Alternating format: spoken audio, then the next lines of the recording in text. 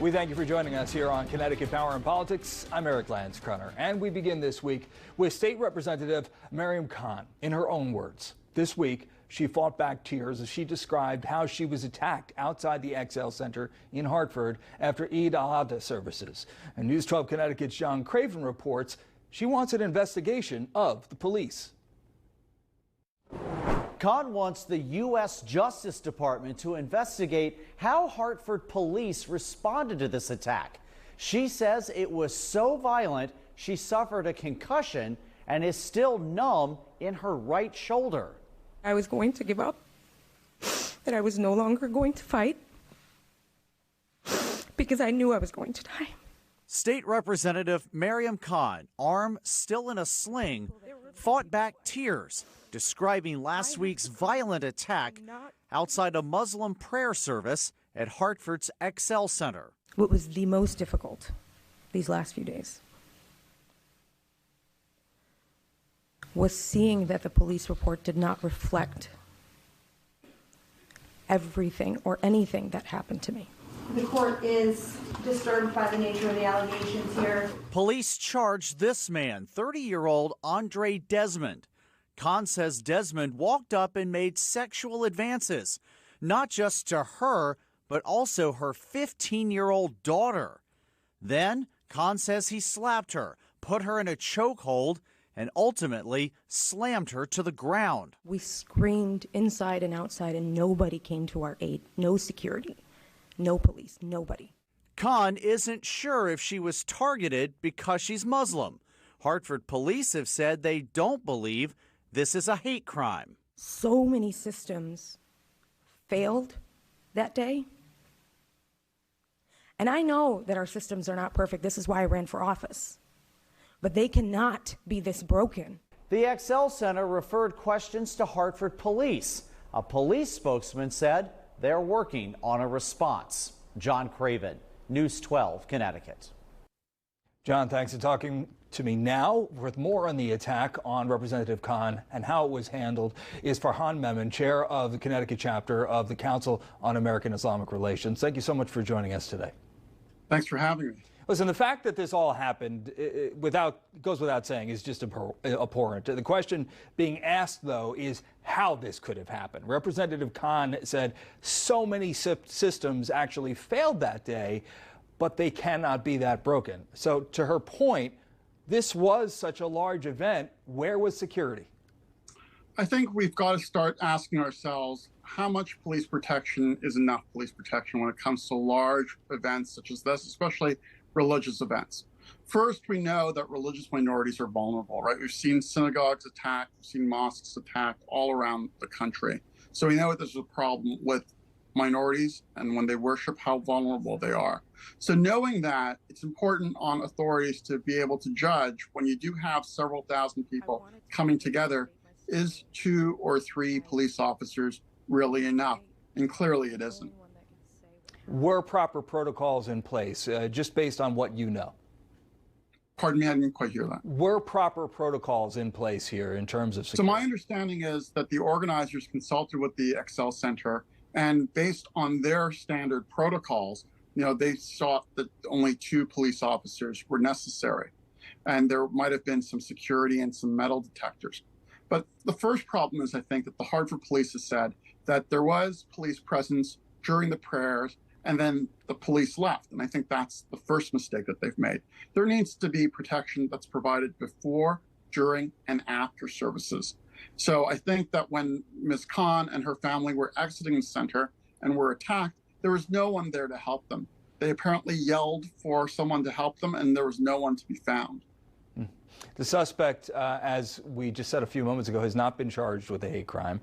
Representative Khan has said that she couldn't speak to anybody's motives. Do you feel, is there any color that you'd like to add here on the suspect? Do you feel the suspect should be charged with a hate crime? We definitely think the suspect should be charged with a bias crime. Connecticut changed its laws a couple of years ago to make it clearer and more easier for suspects to be charged with these types of crimes.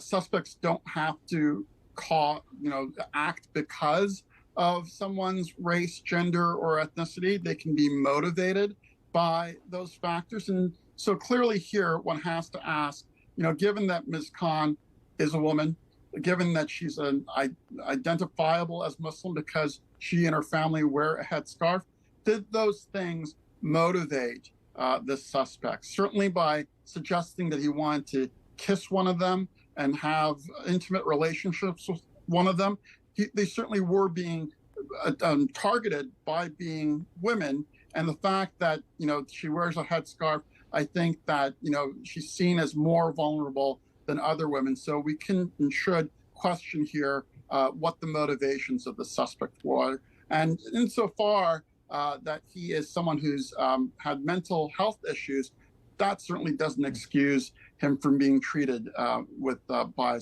hate crime motivated type of charge. I'd like to play you another clip from Representative Khan's press conference this week. Let's listen.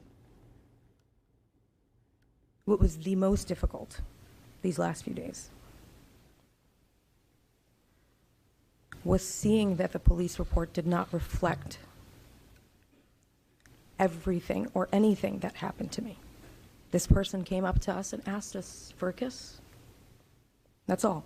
There were no children. This was not an Eid day. I was not a Muslim. Nothing. That's what's in the report. All right, so since that comment yesterday, the Hartford police chief has now released this statement, and here's the quote. We take the assault against Representative Khan very seriously, and the investigation was immediately assigned to both our intelligence division and to the major crimes division. Our detectives have supplemented the initial report with additional information and context, all of which is being shared with the state's attorney. We will review every aspect of our response. We always want to get better and do better, and we take seriously the importance of responding, not just as the law requires, but to ensure that we are working with our partners to support victims in every possible way. We are continuing to investigate this assault thoroughly, and we are working closely with the state's attorney. I just want to get your reaction to the chief's statement here. And also, is there a valid explanation for the initial lack of detail in the report? Well, perhaps so. Good thing's a little too late, right? This would not be getting the attention that it's getting, but for the fact that it's a state legislative representative. And so one does have to ask, as Representative Khan has said, if she was not a member of the state legislature, would the chief be saying these things? I think Ms. Khan's own firsthand experience was that the police were non-attentive, weren't there, first of all, but then even when they came, didn't really handle the situation in a way that she would have expected in terms of treating her injuries, in terms of escorting her back to her car, and subsequent follow-up. So certainly these things are important, as the chief has suggested, and we're glad that he's now taking a better control of the situation.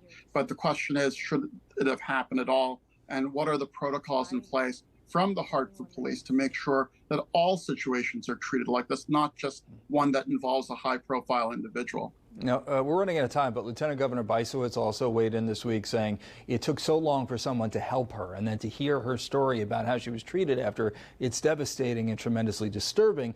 And by the way, that includes what Representative Khan said about having to convince medics and EMTs that she was injured. Right. I mean, it absolutely should be the case that we should have really a high standard of care when these types of crimes occur, and that we not only catch the individual and apprehend them, but then we also have an adequate set of protocols to care for the victim.